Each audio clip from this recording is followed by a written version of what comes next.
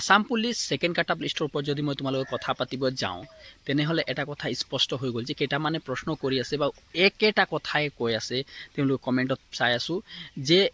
Assam police second cut off list এতিয়াতো পৰীক্ষা হৈ গ'ল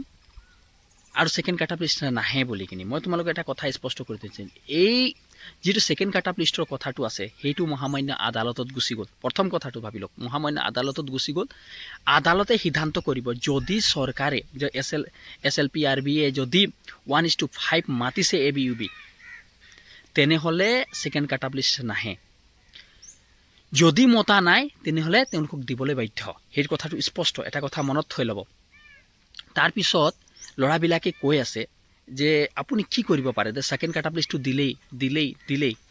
এটা কথা মইতো আপোনালোকক মই স্পষ্ট কৰি দিওঁ এইটো কথা সত্য যে সেকেন্ড কাট অফ লিষ্ট চৰকাৰে দি দিলে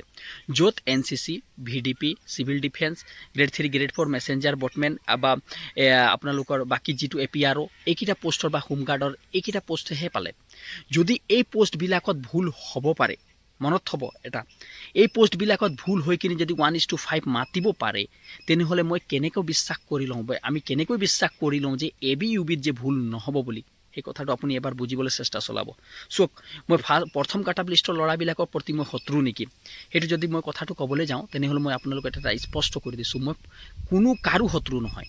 য'ত ভুল হ'ব মই তাত মাত দিম আপোনালোককো মই কৈছোঁ OMR চিটৰ লৈ কিনি যিটো খেলি মেলি হৈ গৈছিলে যিটো কুৱেশ্যন বুকলেট নাম্বাৰ তাৰ ওপৰতো মই আপোনালোকে গম পাইছে লাইভ দিছিলোঁ জন্মত দিছিলোঁ বহুত ভিডিঅ' বনাইছিলোঁ কেলৈ মই নিবনুৱাৰ প্ৰতি মাত দিয়া মানুহ হয় য'ত ভুল হ'ব তাত মাত দিম চাই ফাৰ্ষ্ট কাট অফ লিষ্ট হওক সেকেন্ড কাট অফ লিষ্ট হওক বা ফ'ৰ্থ কাট অফ লিষ্ট যিয়ে লিষ্ট হওক মই তাত মাত দিমেই এটা কথা স্পষ্ট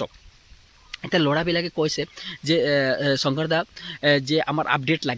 লাগে শুনা মই তোমালোকক এটা কথা কৈ দিছোঁ আপডেট বুলি ক'বলৈ গ'লে এইটোৱে আছে যে 7 মে মনত থবা 7 মে তাৰিখে তোমালোকৰ কি আছে শুনানি আছে হয়নে এতিয়া শুনানিৰ পিছতে আমি গম পাম যে সেকেন্ড শুনানি থাৰ্ড শুনানিটো কেতিয়া হ'ব মানে 7 মে শুনানি হোৱাৰ পিছত সেই স্পষ্ট হ'ব তেওঁলোকে কি হ'ব সেইদিনাখন তেওঁলোকে যিটো 1:5 মাতিছোঁ বুলি যিটো প্ৰমাণ আছে তেওঁলোকে সেইদিনা দাখিল কৰিব সেই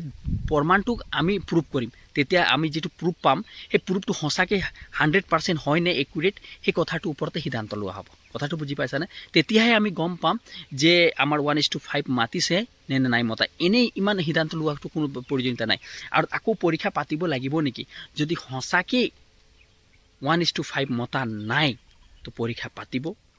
আৰু যদি 1:5 মাতিছে মই আপোনালোকক এটা কথা কওঁ যদি 1:5 মাতিছে তেনেহ'লে পৰীক্ষা নাপাতে এইটো কথা স্পষ্ট কিন্তু মিছ কেছৰ কথাটো আপুনি কি কৈছিল মিছ কেছৰ কথাটো আপোনালোকক এবাৰ আকৌ পুনৰ জনাই দিছোঁ মিছ কেছ মানে কি হৈ যায় আপোনালোকে ৰিজাল্ট দিব সব কুছ হ'ব সব এভৰিথিং হ'ব কিন্তু জইনিংটো নহয় এটা কথা মনত হ'ব আপোনালোকে ৰিজাল্টটো আহি যাব ফাইনেল হৈ যাব সব কোনে চাকৰি পালে যেতিয়ালৈকে ইয়াৰ শুনানি শেষ নহয় এটা কথা মনত হ'ব শুনানি যোনদিনা শেষ হৈ যাব সেইদিনাখন মানে কি হৈ যাব আপোনালোকৰ জইনিঙো হৈ যাব সব হৈ যাব যদি শুনানিত এইটো ফাইনেল হৈ যায় এই যে 1:5 মতা নাই তেনেহ'লে পৰীক্ষা হ'ব আৰু যদি 1:5 মাতিছে বুলি ক'লে পৰীক্ষা নহ'ব ইমানেই কথা ইমানে আছিলে আপডেট আৰু নেক্সট কিবা আপডেট থাকিলে মই জনাম অলপ দিনৰ পিছত ওকে তেতিয়ালৈ ধন্যবাদ ভিডিঅ'টো ভাল লাগিলে অন্য গ্ৰুপৰ শ্বেয়াৰ কৰা চেনেলটো ছাবস্ক্ৰাইব কৰিবলৈ নাপাহৰিবা তেতিয়ালৈ জয় আই অসম